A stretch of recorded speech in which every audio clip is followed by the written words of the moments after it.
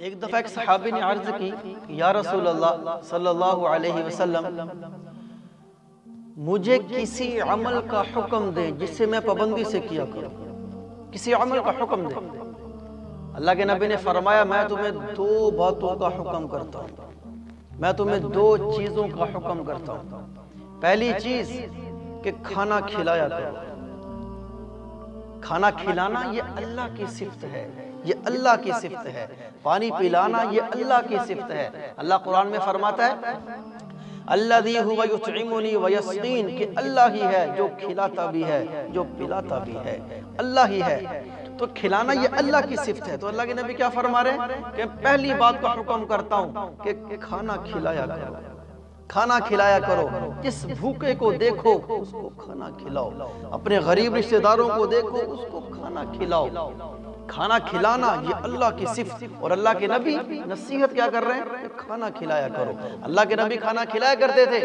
عبداللہ بن سلام رضی اللہ تعالیٰ عنہ فرماتے ہیں کہ اللہ کے نبی بیٹھے ہوئے تھے اور عثمان غنی رضی اللہ تعالیٰ عنہ چلے آ رہے تھے اونٹ پر، اور اونٹ پر آٹا، گھی اور شہد یہ رکھا ہوا تھا اونٹ پر، اور اللہ کے نبی دیکھ رہے تھے کہ عثمان رضی اللہ تعالیٰ عنہ چلے آ رہے ہیں۔ جب اللہ کے نبی کے قریب آئے تو اللہ کے نبی نے فرمایا کہ عثمان اونٹ کو بٹھاؤ۔ عثمان رضی اللہ تعالیٰ عنہ نے اپنے اونٹ کو بٹھایا۔ اللہ کے نبی نے فرمایا کہ پتھر کی ہنڈیاں لے کر آؤ، پتھر کا برتن لے کر آؤ۔ وہ لائی گئی۔ اللہ کے نبی نے خود اپنے ہاتھ سے کچھ آٹا، کچھ شہد اور یہ ہنڈیا میں ڈالا، کچھ آٹا کچھ شہد اللہ کے نبی نے ہنڈیا میں ڈالا، اور کچھ گھی اللہ کے نبی نے ہنڈیا میں ڈالا۔ پھر اللہ کے نبی نے فرمایا کہ اس کے نیچے آگ جلاؤ۔ صحابہ نے آگ جلائی اور اللہ کے نبی پکا رہے ہیں۔ جب وہ کھانا پک کے تیار ہو گیا تو اللہ کے نبی نے فرمایا کہ صحابہ وہ اس میں سے کھانا کھاؤ، اور اس میں سے کھانا کھاؤ۔ اللہ کے نبی نے صحابہ کو بھی کھلایا اور خود بھی کھایا، اور ہمیں یہ پیغام دیا ہے کہ کھانا کھلانا یہ بہت بڑا عمل ہے۔ کھانا کھلانا یہ بہت بڑا عمل ہے۔ اس لیے اللہ کے نبی کیا فرما رہے ہیں میں تمہیں دو باتوں کا حکم کرتا ہوں۔ پہلی بات، پہلی چیز کہ کھانا کھلایا کرو، اور دوسری چیز کہ سلام پھیلایا کرو۔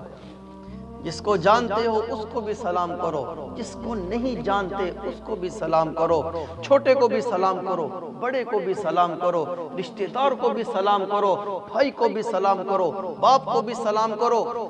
سلام کو عام کرو، سلام کو عام کرو۔